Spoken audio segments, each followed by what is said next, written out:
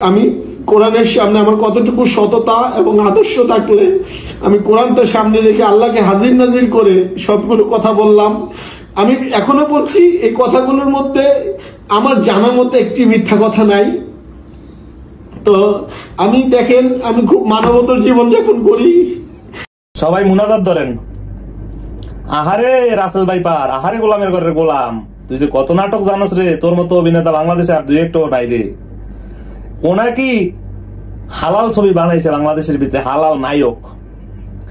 এদের মতো ফেতনা সৃষ্টিকারী, এদের মতো কাফের আমার মনে হয় না যে পৃথিবীর বুকে আর একটা আছে। এতদিন তো শেখ হাসিনার জ্বালায় জীবনটা অতিষ্ঠ হয়ে গেছে, এখন তোকে জ্বালা আবার নতুন করে শুরু হয়েছে।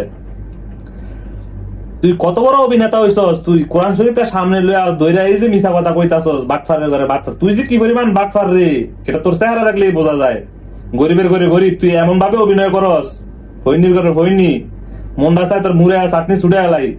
তুই বর্ষার মতো একটা মাইয়ারে বিয়া করে কি একটা অভিনয় করে লাইছস। আয় হায় রে, যেমন তুই মানে পৃথিবীতে একমাত্র বালা পুরুষ থাকলে তুই, আর আমরা সব শেখ হাসিনার দলের। আমরা সব শেখ হাসিনার দলের, আর তুই একলাই ভালা মানুষ। তো এই যে কোরআন শরীফটা লয়ে এইভাবে মিথ্যা কথা বলতাছস, হ্যাঁ বলতাছস তুই মাদ্রাসা বানাইছস, এইটা করছস, এই 3 বাচ্চাদের লগে তুই মাটির নিচে ঘুমাইতাছস। হ্যাঁ, তোর মতন বাটফার আর তোর মতন ছোট লোক, তুই একটা মানে একটা বিপদগামী একটা মাইয়ারে, একটা কি বলে এটাকে, একটা যেই হোক মানে মেয়েটা বিপদে ছিল এতদিন, বিপদে থাকুক আর যেভাবে থাকুক, মেয়েটার মতো সংসার দুনিয়াদারি করতেছিল তার বাল বাচ্চা নিয়ে। তুই এত অভিনয় করে, এত নাটক করে মাইয়াটারে তা তোর কথার জালে ফাঁসায়, মাইয়াটা তো বুঝতে পারে নাই যে তুই এত বড় লুবি। তুই মাইয়ার তো 60-70 লাখ টাকা আতায়া লইয়া যাওয়ার লেগিয়া তুই এই নাটক সাজাইছস। এখন তুই আয়া কোরআন শরীফ লইয়া কান্দাগাড়ি করতেছস। যারা কথায় কথায় কোরআন শরীফ লইয়া কিরা কাটে, এক মতন খারাপ লোক পৃথিবীতে আর একটা হইতে পারে না। তুই যে কত বড়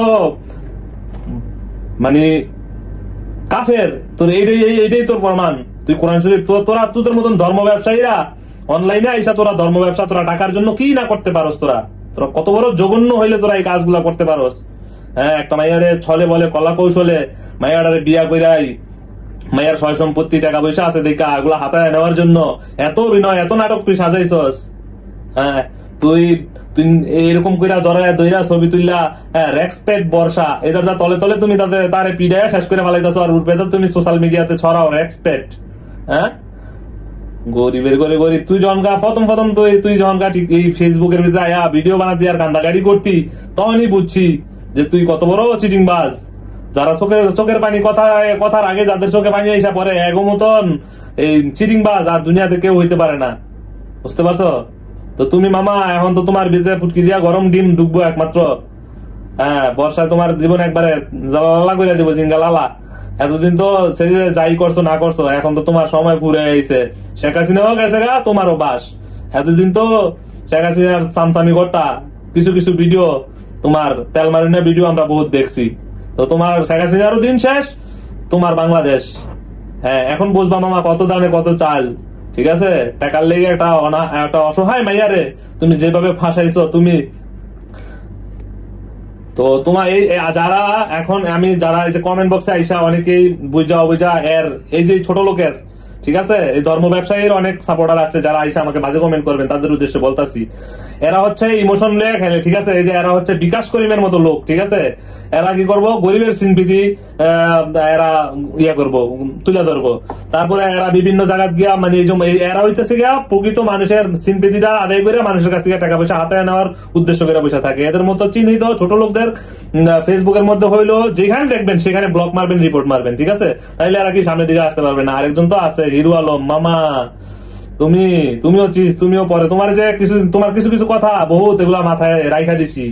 হ্যাঁ, তোমার যে পোলাপান আগে আওয়ামী লীগের পোলাপানে যে কান ধরে উঠবোস করাইছিল, এগুলো মনে আছে। তো তোমারও দিন আইতাছে, তুমি সবুর করো। ঠিক আছে, খেলা হবে তোমার লগেও। আর রাসেল মাম্মা, রাসেল ভাইপার তোর নাম ডারে। তো সবাই ভালো থাকবেন, আর ভিডিওটা বেশি বেশি করে শেয়ার করে দিবেন। ধন্যবাদ।